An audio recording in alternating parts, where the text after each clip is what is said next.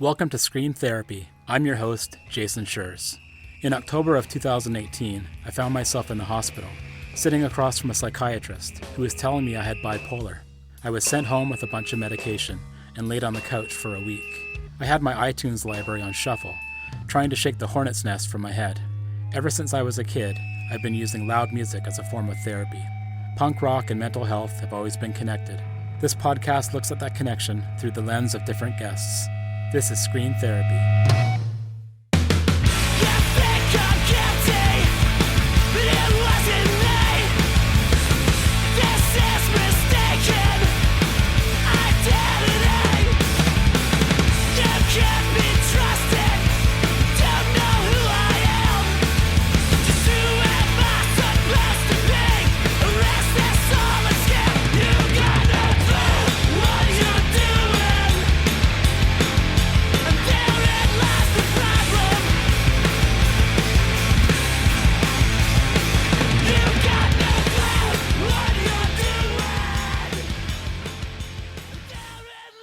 One of the hardest parts about living with anxiety is the self-doubt that comes along with it. Adam Eckhoff, guitarist and vocalist of Oh, has spent years trying to stave off the voices in his head that tell him he's not worthy. It's easy to say, don't beat yourself up, or give yourself some kindness. But in those moments of anxiety, the feelings of inadequacy overpower the truth. I am worthy. I can do this. I have so much to offer. These are the things Adam tells himself when he's writing and performing music, and in his everyday life. As long as he acknowledges his feelings and stays in the present, the self-doubt takes a back seat, behind his swelling guitars and serrated screams.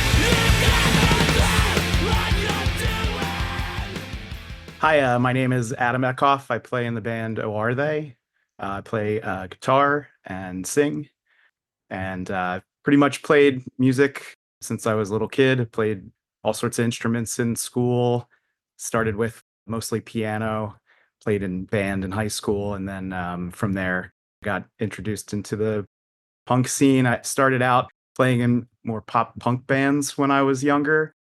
It's interesting, that that's kind of where I started, and this band is a lot different from that. One of the things I struggle with is anxiety. I had a little bit of anxiety joining your podcast today, and that certainly has its impacts on playing music. It's something that I definitely struggle with. Being in front of people, playing with people, that can all add into it. So the record's called Guilt, and I wanted to maybe dig into that a little bit. Guilt and shame and how those maybe feed into mental health as well, especially when folks are dealing with depression and also anxiety. The record kind of organically went in that direction. I started to notice as we were writing the songs that they were all hovering around a certain theme, and that theme kind of made itself apparent as we went through the writing process. And it was also inspired by the cover art. The art of the record was a painting that I was gravitated to at a flea market through a whole stack of old magazine clippings. I fell in love with it, put it up on the wall, and I just kept staring at it. When you think of guilt, you think of a clear-cut relationship between the person who's feeling guilty and a relationship from the situation that might have inspired that guilt. But there is always maybe something that is just out of frame or a little bit different or a little bit unseen, I should say. I think that's really what I picked up on the record is the guilt that I feel is maybe not apparent to everybody else. It's internalized. Can you describe the album cover? Because it's pretty eerie. It's from a magazine. Not quite sure on the age. The artist is William Trude. And it shows a dog that's been muzzled sitting in front of a duck that's been killed. And just in the corner behind a door, there's a cat peeking out. So I guess the implication is that the dog was held responsible for murdering the duckling, but the cat's just off in the wings. So it's kind of open to interpretation as far as who's really responsible. What a find, one of those thrift store treasures. Yeah, yeah. You mentioned anxiety and being anxious about being on the podcast and how it affects your life, especially in regards to being a musician and the challenges that you face there. I feel like it directly has impact on being a musician. The first thing that comes to mind is performing. Obviously, something that I have trouble with. I tend to make myself ill before shows a lot of the time. I get feeling of nervousness, butterflies, and it sometimes will manifest into physically being sick, like throwing up or gagging or that type of thing. It stems from the domino effect of negative thoughts can sometimes lead to negative outcomes. In my mind, I'm thinking, oh, what if the show doesn't go well? Or what if I don't play right? And that can sometimes manifest into reality. And then I'm not playing very well. And then I'm letting the rest of the band down. And it's just like an ongoing cycle. It's hard to stop that once it starts to happen. It does help to put myself in the present because I think a lot of that does come from being worried about the future. So kind of checking in and reminding myself that it is anxiety that's making me feel these things and taking a minute and processing that sometimes can help. It doesn't always help. I think it's a good starting place for dealing with that. Some folks are stage anxiety or anticipation anxiety, and other people just get up there and just no fear in the world. And there's those two different styles of doing a show, having physical manifestations of anxiety. And I've heard about that before with other people. But once you're up there, then what happens? Do you enter sort of a non-anxious zone at that point, or are you still kind of like nervous on stage? Well, it goes both ways. Sometimes I can just be in the moment, and those times I'm so thankful for. And sometimes it doesn't go well. I think you just kind of have to accept that that's the way that things are sometimes. And that's just the way it's going to be. I don't want that to happen, but it's also a little bit like a muscle. The more you do it, I think the more you do kind of feel a little bit more comfort in knowing, like, okay, I've got this. I've done this before. With this band, there's been some breaks. We've been a band for almost a decade now, on and off. So it is kind of a little bit difficult to get back into the swing of things. People say, oh, it gets easier. I don't know if it necessarily gets easier. I think you just kind of find a way to deal with it a little bit better. If you have tattoos and you go to give blood or you have to take blood, and sometimes the nurse will say, oh, you're good. You've gotten tattooed. You can deal with the pain. Well, those two things aren't mutually exclusive. Doesn't make it any less painful. It doesn't make you feel any differently about it, but you just kind of accept it that it's something that you need to get done. Going back to the pop punk bands that you were in when you were younger, do you remember having that same anxiety? Certainly, yeah. And it's interesting because my emotion gets tied up with my anxiety. When I first started playing music, a lot of the bands I was in, I was singing more as opposed to screaming. And as my relationship with music progressed, I found that the bands that I was in, I was screaming more. I don't know if that's just because the emotion comes out in that way. It just kind of gets bottled up and it just naturally resolves itself to that level.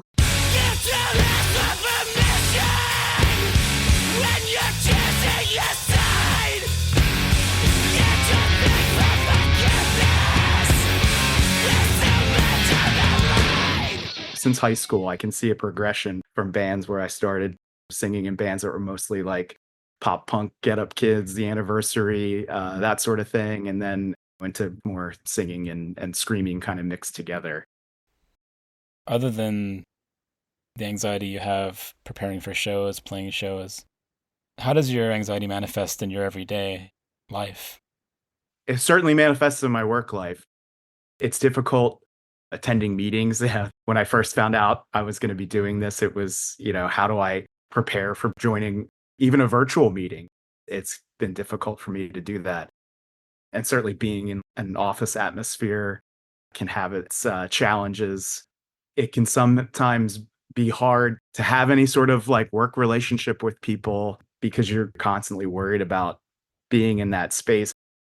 Going back to the physical thing, like I can sometimes, when I'm feeling the anxiety, almost feel like I'm a bit outside myself, like the camera's pulled back a little bit.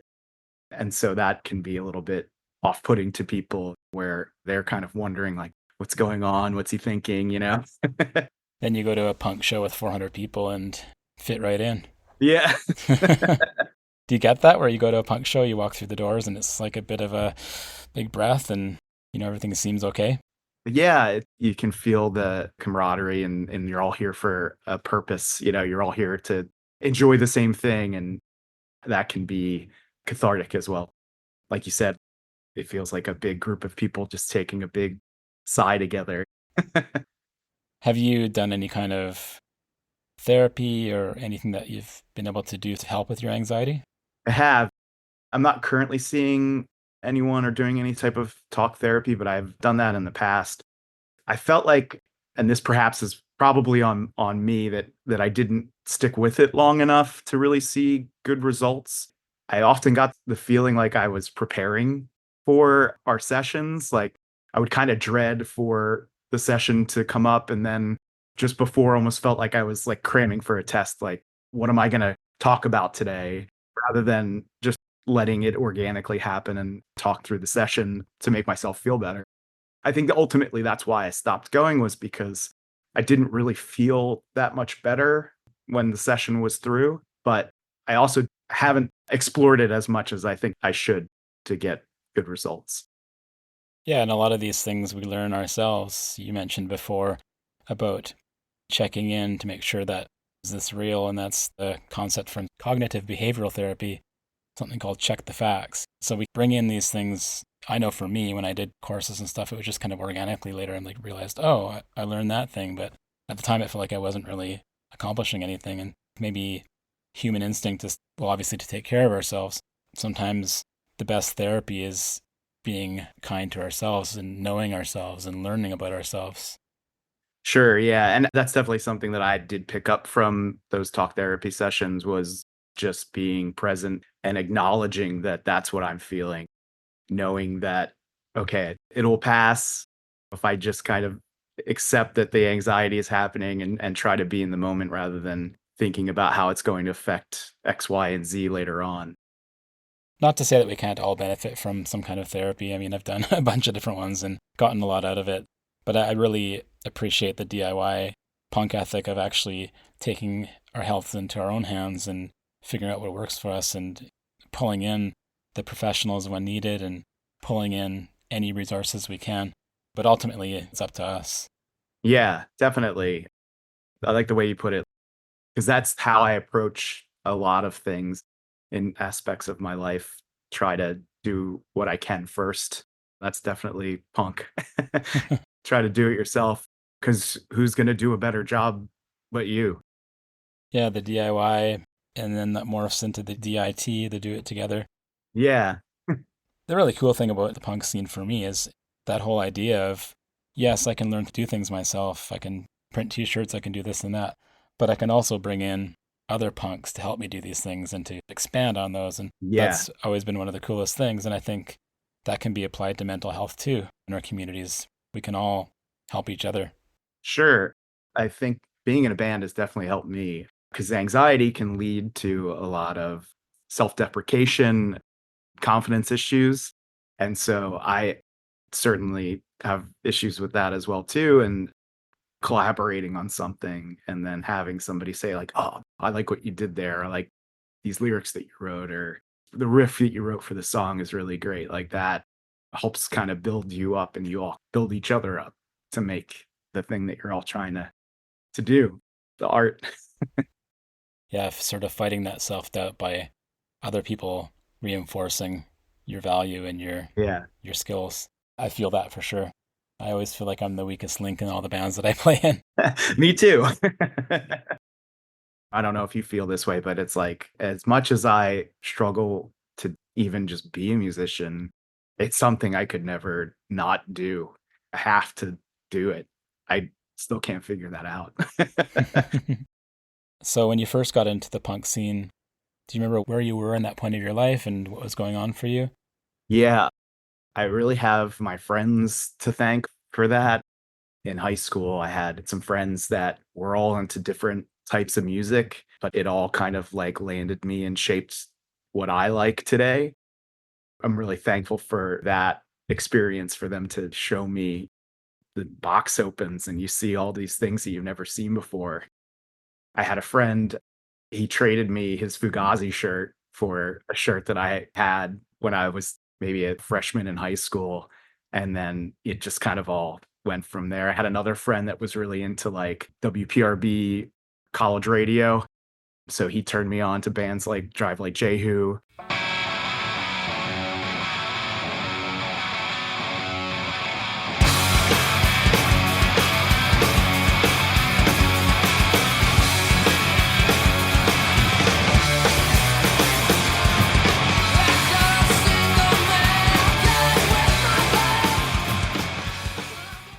Rock from the Crypt. I have another friend that turned me on to hardcore. Converge and Cave In are also some of my favorite bands, but it's probably Cave In and Rock from the Crypt are my two favorite bands. So, I'm so thankful for that. I wonder what my life would have been like if I had never met those people that hadn't shared those bands with me.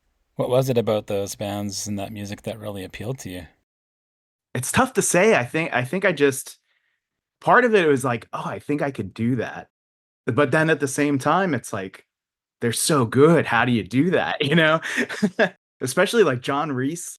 If you talk about somebody who just is oozing confidence, that's the guy. He just seems like he's the opposite of what I feel like. But maybe not, maybe it's different for him. And that's why I think this is important to talk about this stuff because somebody else might be feeling it. Looking at the record and the concept of guilt or the theme of guilt, what are you hoping people get out of that? What are you trying to say with that idea? The word guilt can bring up all kinds of things for different people. Sure. I'm hoping people are a little kinder to themselves. That's what I'm trying to learn. There's a lot of songs on this record that are hard to talk about. I think you probably can hear that in my voice already. I just wanted people to know like it is okay to talk about it, even if it is hard to say out loud. The hardest thing is the self-flagellating. Like anything you do, you got to hit yourself about it. Yeah. I live with bipolar, so I have memories that just completely fuse themselves to my psyche because, of course, I'm constantly feeling bad about things that maybe happened 20 years ago. So that's a really good message. Stop beating yourself up. Take a break. Give yourself some slack. Yeah, for sure. There's a lot of songs on this record that are about almost letting yourself off the hook a little bit and even maybe perceiving the way that your reality is or your perception of how events are occurring or how things kind of manifest in other people's lives isn't their reality. It's not what they're seeing. You're bringing so much to the table. It can be difficult to put yourself in their shoes and see it from their perspective. And maybe the things that I'm feeling, they're not even registering for that other person in the relationships that I have in my life. I find that a lot too. It's like, I'm so sorry I did this or I said that. And in the end, they didn't even remember or acknowledge. Yeah, and at that point, are you saying sorry for them or just for yourself? Yeah. Yeah. You want to find some resolve on an issue that they don't even care about anymore or don't remember. Right. And that can be difficult too, because if you're constantly looking for validation because you want to tell someone you're sorry, that can be exhausting for them. It's like, okay, can we move past it? It was something that I wasn't even aware of, but it meant so much more to you. Yeah, I like what you said about the idea of other people perceiving you in a different way than you would perceive yourself. Obvious, but at the same time, really important to remember because I can say all the bad things about myself, but someone out there may have the exact opposite opinion.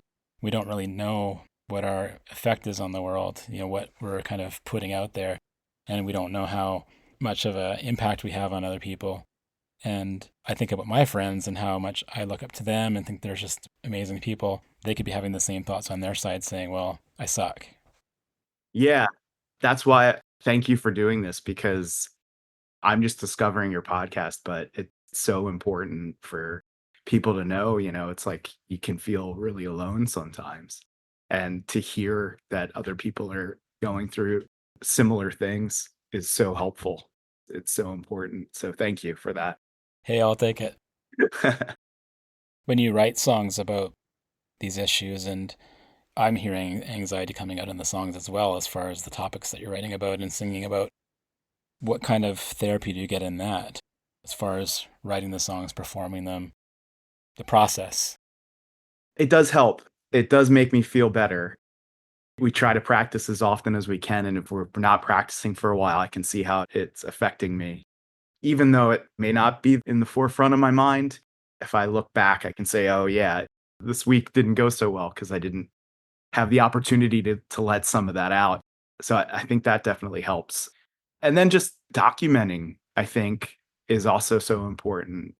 It's just like acknowledging that this is how I felt about certain things. That can be a release too, because it's like just writing it down is therapy in and of itself, I think. Even checking in with yourself when you're experiencing the anxiety, but the act of writing it down or turning it into a song, I think it kind of elevates it a little bit more too, with coping with it and coming to terms.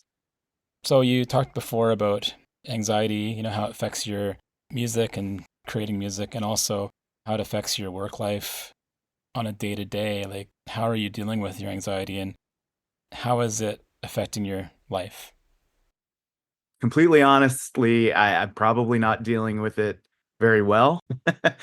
It is something that it's forefront in my mind. It's a problem that I know I need to deal with, but it's sometimes easier to say tomorrow. But more and more, I'm thinking it's got to happen today. I'm trying to acknowledge that and not beat myself up for saying like, I didn't do anything today. Just because I failed today doesn't mean that I can't keep working at it. So I don't know. I don't know the best way to get help or to deal with how I'm feeling, but I'm going to keep trying. What are your instincts telling you that are things that you might be able to do or that you feel like you should do? Talking about it is helping. This was something I was really nervous and scared to do, and it's making me feel a lot better. So again, thank you for that.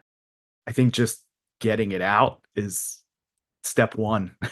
Acknowledging that it's something that is there and it's not going away. And okay, what are we going to do about it? Well, I think you got step 1 and 2 there, because you've got acknowledgement and you also have acceptance. Yeah. I heard myself explain and it scared me. I had a revelation. For years I lay you on my mind. I know I'll never be the same. I lost you, last saw your face in high school. Sad, broken, fragile child. I wanted to let you alright. Get up, say you're still right behind me. Get up, I need you to get that fight.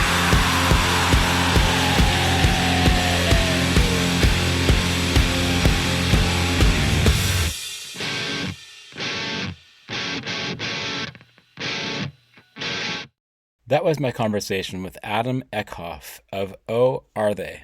oharethey.bandcamp.com. For more episodes of Screen Therapy, go to screentherapyhq.com or wherever you listen to podcasts. Big news, the Screen Therapy book is available now. Screen Therapy, A Punk Journey Through Mental Health, tells my story and the stories of others who use punk as a catalyst for mental health. Like this podcast, it links the community-minded punk scene with the mental wellness of the punks who belong to it. To order the book, go to screentherapyhq.com. For merch, check out the newly opened store at screentherapyhq.com/store, and for even more designs, check out Screen Therapy on TeePublic. Okay, enough promoting, it's time for some thanking. Thank you for listening to Screen Therapy. Doing this podcast and talking to folks about punk rock and mental health has been a crucial part of my own mental stability, and it means so much to me that you're out there listening. Screen Therapy is created in the Cathet region of coastal British Columbia, Canada, on the traditional territory of the Tla'amin Nation. Contact me at screentherapyhq.com or email me at screentherapypodcast@gmail.com. I'd love to hear from you. Let's talk about punk rock and mental health. Until next time, take care and be well. You could lose your